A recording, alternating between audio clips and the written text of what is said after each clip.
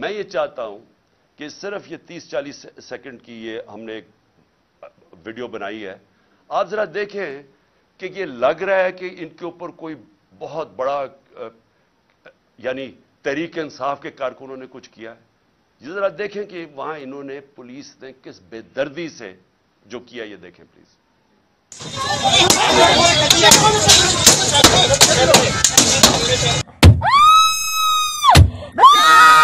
کیا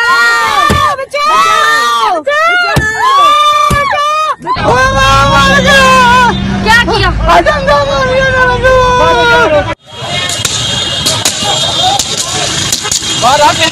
انہوں نے کچھ ملایا ہمیں نہیں پتا انہوں نے کیا ملایا. کیا حال ہے شاہ جی؟ آپ کو بھی پکڑ لیا تو پھر اب کیا جاتا ہے آپ کا؟ آپ وہی بات بھی خاص کی خاطر جانتی تو نہیں کو تیار ہے. یہ بے گناہ ہمیں پکڑی ہے. یہ ضلع شاہ ہمارے موجود ہے. یہ دیکھیں ضلع شاہ. پی ٹی آئی کارکن علی بلال کی موت تشدد سے ہوئی. Post mortem report. Ali Bilal کے جسم پر تشدد کے نشانات تھے.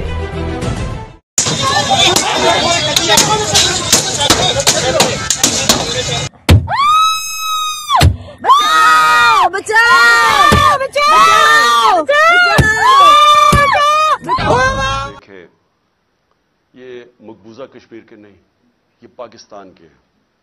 یہ اپنے لوگوں کے اوپر ہو رہا ہے. درجنوں گاڑیاں توڑی.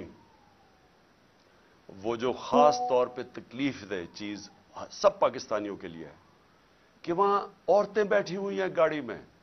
ان کے سامنے وہ ان کی حالت دیکھیں کہ کوئی بھی شریف لوگ جا رہے ہیں اور ان کے پولیس حملہ کر رہی ہے اور ڈنڈے مار کے شیشے توڑ رہی ہے. ان کے حال دیکھیں. یہ کوئی لڑنے نہیں آئے تھے لوگ، ایک پرامن ریلی میں شرکت کرنے آئے تھے. اور اس کے بعد جو انہوں نے ضلع شاہ جو علی بلال سے کیا،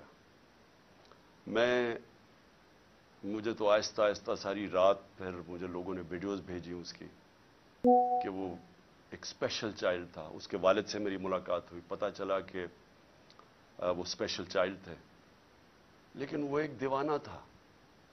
تو اس کو سوچیں کہ جس بے دردی سے اسے قتل کیا گیا، جھوٹ بولا گیا کہ نہیں جی یہ تو کوئی پرانی، جب اس کو اٹھا کے پولیس لے کے جا رہی تھی آئی وٹنسز سامنے ہیں، سب کو پتا کیا ہوا.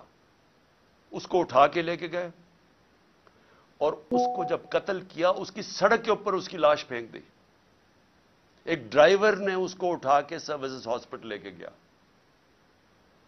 یعنی کون اپنے لوگوں سے یہ کرتا ہے؟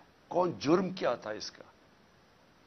اور وہ جو ضلع شاہ تھا، یہاں ساری شام میرے گھر کے باہر بیٹھا رہتا تھا.